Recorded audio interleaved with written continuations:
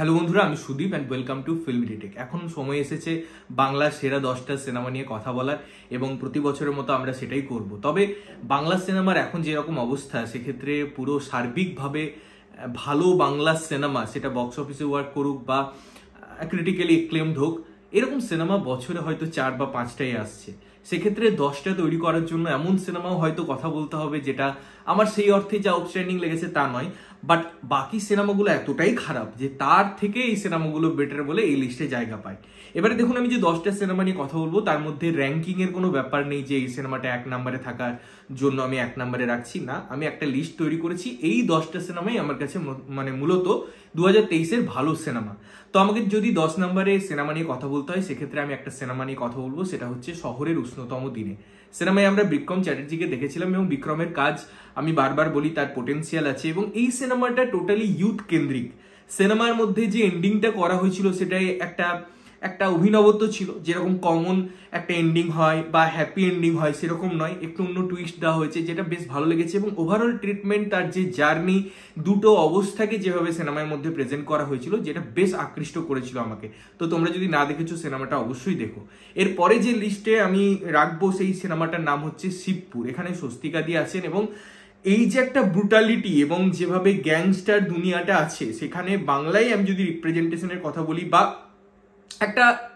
একটা র সিনেমার কথা বলি, তার মধ্যে অবশ্যই শিবপুর আসবে। এবং শিবপুর পার্সোনালি আমার খুব পছন্দের সিনেমা। আমি অনেক পরে দেখেছি সিনেমাটা, আমি হয়তো রিভিউ করিনি সিনেমাটার, বাট আমার সিনেমাটা মনে হয়েছিল যে না, এর মধ্যে একটা ফ্রেশ অ্যাপ্রোচ আছে, যেটার জন্য এই সিনেমাটা অবশ্যই এই লিস্টটাই থাকার মানে ডিমান্ড করে। এরপরে যে সিনেমাটা নিয়ে কথা বলবো সেই সিনেমাটার নাম হচ্ছে কাবুলিওয়ালা, যেটা মিঠুন চক্রবর্তী অভিনয় করেছেন। এই সিনেমাটা জাস্ট রিলিজ করেছে। সত্যি বলতে আমাদেরকে এই সিনেমাটা একটা রোলার কোস্টার ড্রাইভের মধ্যে নিয়ে যায়। সেখানে ইমোশনাল যে জায়গাগুলো আছে সেগুলো খুব সুন্দরভাবে প্রস্ফুটিত হয়। তো অবশ্যই একটা আমার পছন্দের সিনেমা এবং এই লিস্টে থাকা ডিজার্ভ করে। এরপরে যে সিনেমাটা নিয়ে কথা বলবো সেটার নাম হচ্ছে নিহারিকা। হয়তো সিনেমাটা অনেকে দেখেনি, বাট সিনেমাটার অ্যাপ্রোচ, সিনেমাটার প্রেজেন্টেশন এবং যেভাবে সিনেমাটাকে ডিজাইন করা হয়েছে সেটা ব্যাপক। সিনেমাটা অনেক ফেস্টিভ্যালে গেছে, বহু অ্যাওয়ার্ড পেয়েছে এবং আমার মনে হয় একটা ভালো সিনেমা 2023-এর। এরপরে যে সিনেমাটা নিয়ে কথা বলবো সেটা হচ্ছে পালান। দেখুন, পালান নামের একটা আমরা সিনেমা দেখেছি, তারই একটা এক্সটেন্ডেড ভার্সন কৌশিক গাঙ্গুলি এটা ট্রিবিউট দিয়েছেন মৃণাল সেনকে। এবং সেখানে সিনেমার যে পরিস্থিতি ছিল, যে ভাবে সিনেমাটাকে ডিজাইন করা হয়েছিল, কিছু কিছু জায়গায় অবশ্যই সেটা ভালো অ্যাটেম্প্ট ছিল, যার জন্য পালানকে আমি এই লিস্টে অবশ্যই রাখছি। এরপরে যে সিনেমাটা নিয়ে কথা বলবো সেটার নাম হচ্ছে সুড়ঙ্গ। এটা একটা বাংলাদেশের সিনেমা এবং যখন এটা কলকাতায় এলো সেই অর্থে মানুষের কাছে পৌঁছালো এবং মানুষ এটাকে ভালোভাবে দেখলো সিনেমাটা। এবং সিনেমাটার মধ্যে যে অ্যাপ্রোচটা ছিল, যেভাবে ওই যে একটা ব্যাংক, সেখান থেকে লুট করা, একটা জায়গা খোঁড়া, এই পুরো জার্নিটা আমার মধ্যে এমন একটা কাজ করেছিল যে অবশ্যই এটা একটা ফ্রেশ অ্যাটেম্প্ট এবং যে কোনো ফ্রেশ অ্যাটেম্প্টকে আমার মনে হয় অ্যাপ্রিসিয়েট করা দরকার। তো অবশ্যই এই সিনেমাটা এই লিস্টে থাকছে। এরপরে যে সিনেমাটাকে আমি রেখেছি সেই সিনেমাটার নাম হচ্ছে অর্ধাঙ্গিনী। অর্ধাঙ্গিনী আমি অনেক পরে দেখেছি, ওটিটিতে রিলিজ করার পর আড্ডা টাইমসে আমি দেখেছি এবং সিনেমাটা আমার কাছে, আমি জানি না অনেকে খুব প্রশংসা করছিল সিনেমাটার, বাট আমার কাছে যে একদম আউটস্ট্যান্ডিং সিনেমা লেগেছে সেরকম নয়। বাট এখানে চূর্ণী ম্যাডামের যে পারফরমেন্সটা ছিল, তিনি যেভাবে তার ক্যারেক্টারটাকে ফুটিয়ে তুলেছিলেন, যেভাবে গল্পটা এসেছিল, কৌশিক গাঙ্গুলি যেভাবে গল্পটাকে বলতে চেয়েছেন সেটা কানেক্ট করে। জয়া হাসানকে নিয়ে আমার অবশ্যই প্রবলেম ছিল, যদিও আমি এটা নিয়ে এতটা কথা বলছি বিকজ আমি সেক্ষেত্রে রিভিউ করিনি বলে। তো আমার ওভারঅল একটা ডিসেন্ট সিনেমা মনে হয়েছে, যার জন্য 2023-এর বেস্ট সিনেমার লিস্টে অবশ্যই এই সিনেমাটা ডিজার্ভ করে। এরপরে যে সিনেমাটা নিয়ে কথা বলবো সেই সিনেমাটার নাম হচ্ছে প্রধান। সিনেমাটা জাস্ট রিলিজ করলো এবং আমি মনে করি যে এই যে একটা ক্রিসমাস টিম আছে দেবদাদের, তাদের যে সিনেমাগুলো আগে এসেছে বা যে ধরনের সিনেমা তারা করেছে, তার থেকে এটা একটা ফ্রেশ অ্যাটেম্প্ট, একদম সোজাসুজি অনেক জায়গায় কথা বলেছে। হ্যাঁ, কিছু চাপান উত্তর ছিল, কিছু জায়গায় রাগঢাক ছিল, তাও আমি মনে করি এটা একটা সাহসী পদক্ষেপ এবং পুরো টিমের পারফরমেন্সের অবশ্যই প্রশংসা করতে হয়। বিশেষ করে অনির্বাণ চক্রবর্তীর কথা আমি রিভিউ করার সময় বলেছিলাম। তো অবশ্যই এই সিনেমাটা এই লিস্টে থাকছে।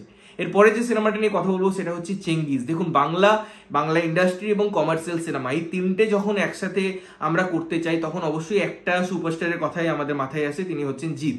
এবং জিতের এই সিনেমাটা, তার স্টাইলাইজেশন এবং সেখানে যে একটা কমার্শিয়াল অ্যাপ্রোচ, যেভাবে স্টোরি টেলিং করা হয়েছিল, যেভাবে ওই ওয়ার্ল্ডটাতে আমাদেরকে শিফট করা হয়েছিল সেটা অ্যামেজিং ছিল, এবং তার জন্য এই সিনেমাটা অবশ্যই একটা দারুণ জায়গা ডিজার্ভ করে 2023-এ। এবং লাস্টে যে সিনেমাটা নিয়ে কথা বলবো সেটা অবশ্যই রক্তবীজ, এবং শিবপ্রসাদ দা নন্দিতাদির যে সিনেমার ঘরানা হয় তার থেকে কমপ্লিটলি ডিফারেন্ট একটা থ্রিলার এলিমেন্ট তারা এবার ট্রাই করেছে। এবং আমি বারবার বলেছিলাম সিনেমাটা রিলিজের অনেক আগে থেকে যে তাদের সিনেমা একটা লম্বা রেসের ঘোরা হয়, এবং আমার কথাটা এখনো প্রমাণিত। সিনেমাটা এখনো সিনেমা হলে চলছে, নন্দনে চলছে, ব্যাপক একটা বিজনেস করেছে। শুধুমাত্র বিজনেস নয়, সিনেমাটার যে ডিজাইনিং ছিল, সিনেমাটার যে কথা বলা হয়েছিল, যেভাবে কথা বলা হয়েছিল, সেটা প্রত্যেকটা মানুষের, প্রত্যেকটা অডিয়েন্সের নজর কেড়েছিল। এবং লাস্টের টুইস্টটা যেভাবে তারা ডিজাইন করেছে পরের যদি কোনো পার্ট আসে তার জন্য, তো আমার মনে হয় ব্যাপক ছিল সেই ক্লিপ হ্যাঙ্গারটা। তো এই ছিল আমার 2023-এর লিস্ট। তোমরা কতটা সহমত বা তোমাদের মতে আর কোন সিনেমায় জায়গায় ডিজার্ভ করে সেটা আমাকে অবশ্যই জানিও। তবে একটাই কথা বলতে চাই, আমি 10টা লিস্ট তৈরি করেছি, মানে আমি শুধু চেষ্টা করেছি 10টা সিনেমাকেই রাখার। আরও একটা দুটো যদি আমি অ্যাড করতে পারতাম তাহলে আমার ভালো লাগতো, বাট আমি চেষ্টা করেছি না, 10টাকেই রাখবো। এবং তার জন্য আমাকে অনেক বেগ পেতে হয়েছে, বিকজ কিছু কিছু জায়গায় কিছু কিছু সিনেমার যখন আমি নাম্বারিং করছিলাম 1-2 পয়েন্টের ডিফারেন্স আসছিল, তো সেই জায়গা থেকে কয়েকটা সিনেমাকে আমাকে বাদ দিতে হয়েছে। তবে যদি সেই সিনেমাগুলো তোমাদের মনে হচ্ছে যে রাখা দরকার তো অবশ্যই কমেন্ট করে জানিও। ততক্ষণের জন্য ভালো থাকবে, সুস্থ থাকবে এবং সবসময় ভালো জিনিস দেখবে। চ্যানেলটা যদি প্রথমবার দেখছো লাইক কমেন্ট শেয়ার করতে হবে, সাবস্ক্রাইব করতে হবে যাতে প্রত্যেকটা নোটিফিকেশন তোমাদের কাছে পৌঁছায়। ততক্ষণের জন্য টাটা।